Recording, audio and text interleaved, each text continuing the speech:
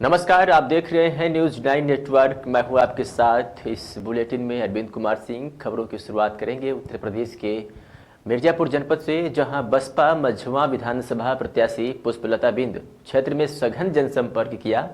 जैसे जैसे चुनाव नजदीक आ रहा है, प्रत्याशियों की धड़कनें भी बढ़ती जा रही है, लेकिन बसपा प्रत्याशी के जनसंपर्क अनवरत जारी है। इसी कड़ी में बसपा प्रत्याशी पुष्पलता बिंद के द्वारा भरपुरा गांव में बृहद जनसंपर्क एवं सभा की गई। सभा कर बसपा प्रत्याशी अपने पक्ष में माहौल करने का व्यापक प्रयास किया। आज कार्यक्रम में कुछ कौन सा स्थान है, क्या कार्यक्रम क्या है आज? मैं पुष्पलता बिंद मझवा विधानसभा 397 मझवा विधानसभा बसपा प्रत्याशी। मैं आज इस भरपुरा ग्राम सभा में लोगों से जनसंपर्क कर रही हूँ। यहाँ जो कार्यक्रम लगा हुआ है बहुजन समाज पार्टी की कार्रवाई को आगे बढ़ाने के लिए, मैं जन से बस यही अनुरोध करना चाहती हूँ कि आप लोग संगठित होकर समाज के विकास के लिए 2022 में हाथी वाला बटन दबाकर बहन जी को 5वीं बार मुख्यमंत्री बनाइए और अपने विधानसभा के प्रत्याशी को जीत जाकर विधानसभा भेजिए। धन्यवाद। और हरदोई के राजकीय इंटर कॉलेज प्रांगण में जन विश्वास यात्रा रैली को संबोधित करने पहुंचे केंद्रीय गृह मंत्री अमित शाह ने सपा, बसपा व कांग्रेस पर जमकर प्रहार किया। उन्होंने कहा कि पहले गुंडों की सरकार बनती थी, अब राम को लाने वाले की सरकार है। खचाखच भरे जीआईसी प्रांगण में उन्होंने मौजूद लोगों से अपील की कि इस बार भी 300 के पार के लिए हरदोई की सभी विधानसभा सीटों पर भाजपा की ऐतिहासिक जीत दर्ज कराएं। श्री शाह ने मौजूद जनसैलाब से पूछा कि वे गुंडों की सरकार चाहते हैं कि राम को लाने वाले की सरकार चाहते हैं। इस पर जीआईसी की मैदान पर उमड़े जनसैलाब ने दोनों हाथ उठाकर एक स्वर में जवाब दिया, राम को लाने वाले की सरकार हम चाहते हैं। निर्धारित समय से लगभग 40 मिनट विलंब से पहुंचे केंद्रीय गृह मंत्री अमित शाह ने deputy CM Dinesh Sharma, cabinet Jitin Prasad, विधानसभा उपाध्यक्ष नितिन अग्रवाल, सांसद अशोक वाजपेयी, पूर्व सांसद व भाजपा नेता नरेश अग्रवाल, सांसद जयप्रकाश रावत सहित तमाम लोगों का हाथ मिलाकर और हाथ हिलाकर स्वागत किया। केंद्रीय मंत्री श्री शाह ने लगभग 20 मिनट के अपने संबोधन में प्रमुख रूप से सपा के राष्ट्रीय अध्यक्ष अखिलेश यादव पर निशाना साधते रहे। हमें डराने का प्रयास न करो। मोदी जी ने सत्ता पर आने के पहले कहा था कि भारतीय जनता पार्टी इस देश के अंदर से भ्रष्टाचार को नाबूद करेगी, काला धन को समाप्त कर देगी। और मित्रों, आज जब रेडें हो रही हैं तो उनको पेट में मचलन आ रही है, मगर मैं कहने आया हूं मित्रों, मोदी जी की सरकार गरीब के विकास के लिए कटिबद्ध है। इसमें भ्रष्टाचारियों की कोई जगह नहीं। और उत्तराखंड से खबर आ रही है, जहां राज्यपाल ने दी ओपन विश्वविद्यालय के राज्यपाल ने ओपन विश्वविद्यालय के छात्र छात्राओं को स्नातक की उपाधि दी है। हल्द्वानी में आज ओपन महाविद्यालय के दीक्षांत समारोह में उत्तराखंड के राज्यपाल गुरमीत सिंह और मुख्यमंत्री पुष्कर सिंह धामी ने शिरकत की। मौका था ओपन विश्वविद्यालय के 6वें दीक्षांत समारोह का, जिसमें राज्यपाल गुरमीत सिंह ने विद्यार्थियों को स्नातक की उपाधि से नवाजा। जहां राज्यपाल ने इन सभी को उपाधि दी, वहीं उत्तराखंड के अंदर प्रोत्साहित कार्य को लेकर नैनीताल और पिथौरागढ़ के 2 व्यक्तियों को सम्मानित भी किया। इस दौरान राज्यपाल गुरमीत सिंह ने कहा कि हमें कोविड नियमों का पालन करते हुए हमें एक साथ मिलकर कोरोना को हराने के लिए कार्य करना होगा।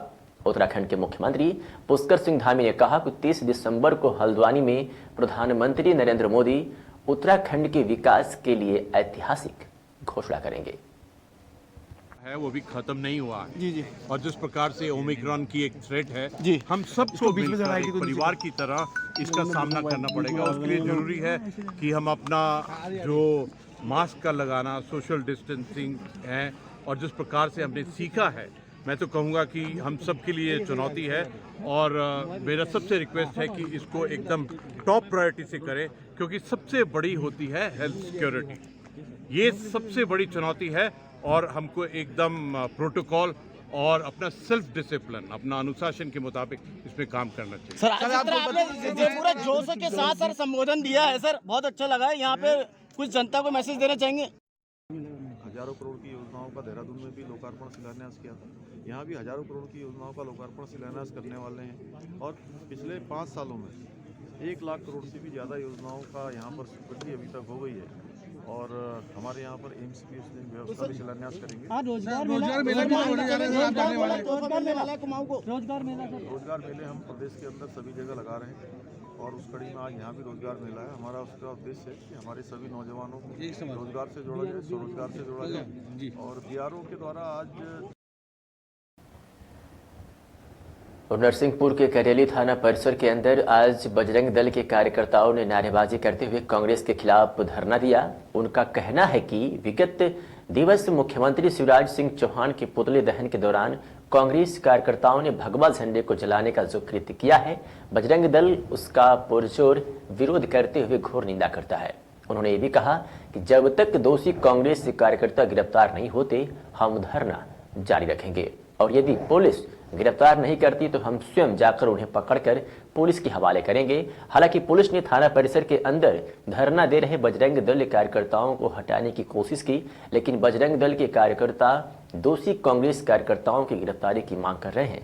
वही इस घटना पर कांग्रेस का कहना है कि हम भगवे झंडे का सम्मान करते हैं। कांग्रेस के किसी भी कार्यकर्ता ने भगवे झंडे को नहीं जलाया। साथियों, जिस तरह से भाजपा भ्रम फैला रही है और हमेशा जैसा कि पहले की तरह अराजकता फैलाती है, कल जो आयोजन हुआ करेली में मुख्यालय पे, उसमें कहाँ किस तरह से ये आरोप लगा रहे हैं, किस तरह का ध्वज था? किसी तरह का ध्वज है?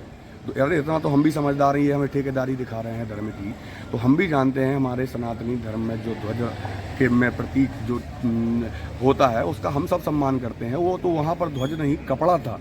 कपड़े को जो हमने प्रशासन इतना तेज था, कपड़े को सांकेतिक रूप में विरोध प्रदर्शन के हेतु जलाया है। वहाँ पर कोई ध्वज नहीं था। ये भ्रम फैला रहे हैं सरासर, और यदि ये भ्रम फैलाने की राजनीति और धर्म के नाम पर राजनीति हमेशा ये करते आए हैं, इसको करना बंद करें। क्यों बैठे हो आप थाने में, क्या वजह है? कल कांग्रेस के कार्यकर्ताओं द्वारा बरमान चौराहे करेली पे भगवा ध्वज को जलाया गया है।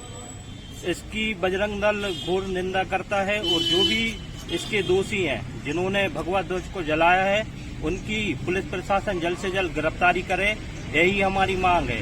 अगर पुलिस प्रशासन गिरफ्तारी नहीं करता है तो बजरंग दल उग्र आंदोलन के लिए तैयार है और अगर जल्द से जल्द पुलिस प्रशासन उनकी गिरफ्तारी नहीं करता तो बजरंग दल के कार्यकर्ता जाएंगे और उन दोषियों को थाने लेकर आएंगे और गिरफ्तारी करवाएंगे। तो क्या वजह है, क्यों जलाया गया था, क्या कारण था इसके पीछे? कारण इसका हमें नहीं पता, लेकिन कांग्रेस की हमेशा से मानसिकता रही है हिंदू विरोधी। हमेशा से उनके द्वारा भगवा ध्वज को जलाया जाता है, हिंदुओं का अपमान किया जाता है। हमेशा से कांग्रेस सरकार हिंदुओं की दोषी रही है, विरोधी रही है। क्या नाम है? राम कुमार लोधी, जिला संयोजक बजरंग दल। और अब रुख कर लेते हैं उत्तर प्रदेश के बलिया जनपद की तरफ, जहां केंद्रीय खेल मंत्री अनुराग ठाकुर नरही पहुंचे, जहां प्रदेश सरकार के मंत्री उपेंद्र तिवारी की अगुवाई में उनका जोरदार स्वागत किया गया। इस अवसर पर केंद्रीय मंत्री श्री ठाकुर ने कहा कि सुंदर गांव में इतनी शानदार राष्ट्रीय स्तरीय खेल प्रतियोगिता का आयोजन करना निश्चय ही सराहनीय है और प्रशंसनीय है। ऐसे आयोजनों से खेलों को प्रोत्साहन और युवाओं में खेल के प्रति उत्साह और प्रतिस्पर्धा की ललक पैदा होती है। श्री ठाकुर ने सदर तहसील अंतर्गत कथरिया व नरही गांव में मिनी स्टेडियम बनवाने की घोषणा की। उन्होंने कहा कि 12 जनवरी से पहले इसके लिए स्वीकृत धनराशि उपलब्ध करने की घोषणा भी की। श्री ठाकुर ने जिले के नरही के खेल मैदान में खेल निदेशालय उत्तर प्रदेश की ओर से आयोजित फुटबॉल प्रतियोगिता के पुरस्कार वितरण समारोह में व्यक्त किया। वे वहां मुख्य अतिथि के रूप में सभा को संबोधित कर रहे थे। उन्होंने कहा कि सपा के राज में दंगे होते थे, लेकिन यही भाजपा के राज में दंगल होते रहते हैं। समाजवादी पार्टी की सरकार में गोलियां चला करती थी, लेकिन अब भाजपा सरकार के कार्यकाल में फुटबॉल चल रहा है। केंद्रीय मंत्री ने अखिलेश यादव पर तंज करते हुए कहा कि कानपुर में कारोबारी पीयूष जैन के यहाँ छापेमारी को लेकर इस छापेमारी से सपा को इतनी प्रॉब्लम क्यों हो रही है। अगर पीयूष जैन से इनके संबंध नहीं है तो सपा के लोगों को इतनी मिर्ची क्यों लग रही है। और क्या कुछ कहा अनुराग ठाकुर केंद्रीय खेल मंत्री ने, सुनिए। सपा के समय गोली चलती थी यहाँ फुटबॉल गोली की रफ्तार से चलता है मेरे भाई और बहनों।